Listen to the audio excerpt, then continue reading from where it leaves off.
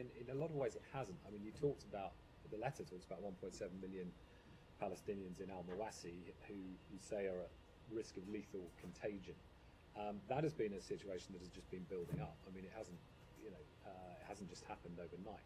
And so there will be those who say you've had a year to write this letter, to issue such a stark warning to the Israelis. Why is it taking so long? So it hasn't taken. So that I completely reject the premise of the question, as I think you said. Well, you didn't say, but when you said you're going to push on me, I totally reject the premise of the question.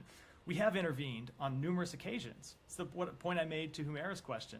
In the days right after October 7th, the Secretary was in Israel having very difficult conversations with the Prime Minister about the need to let the first trucks come in across the border. And he was successful and got Rafah opened up for trucks to come across the border.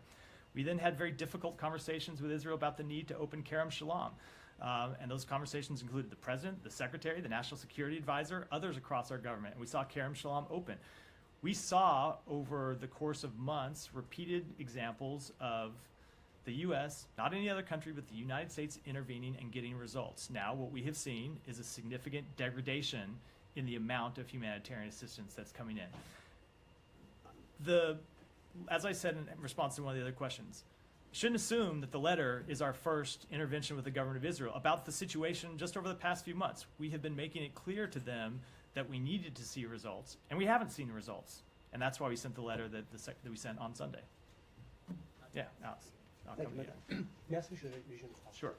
Last week I asked you about. I'll come to you next. You talked about North Korea sending soldiers to fight in Ukraine outside of